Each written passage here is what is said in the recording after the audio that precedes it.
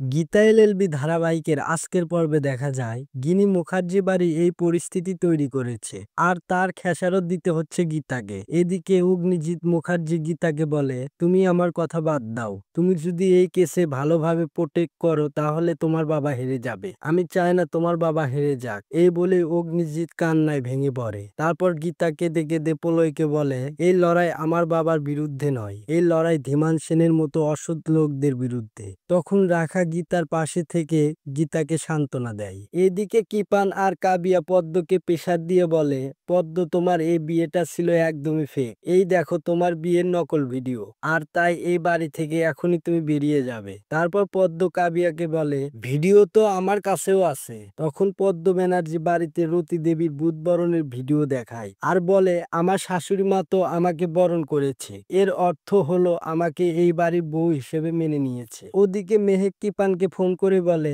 আমাদের ভিডিওটা কেমন লাগলো?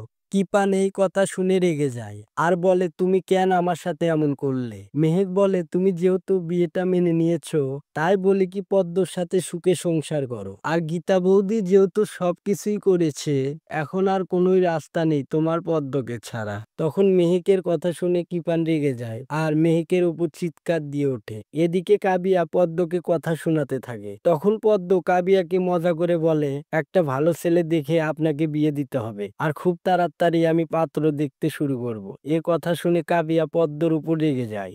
এরপর অঙ্কিত আর মেহেক গীতার অ্যানিভার্সারিতে সারপ্রাইজ দেওয়ার জন্য ফুল বুকে নিয়ে আসে। তারপর স্বস্তিক তাদের অ্যানিভার্সারি উপলক্ষে গীতাকে একটা শাড়ি দেয় আর সেই শাড়িটা স্বস্তিক নিজের হাতে গীতাকে পরিয়ে দেয়। ঠিক তারপরই অঙ্কিত আর মেহেক সেখানে হাজির হয়ে গীতাকে অ্যানিভার্সারি উইশ করে। তাহলে বন্ধুরা, আগামী পর্বে কি হতে চলেছে এই পর্বটি দেখতে আমাদের চ্যানেলে চোখ রাখুন আর চ্যানেলটি সাবস্ক্রাইব করে পাশেই থাকুন।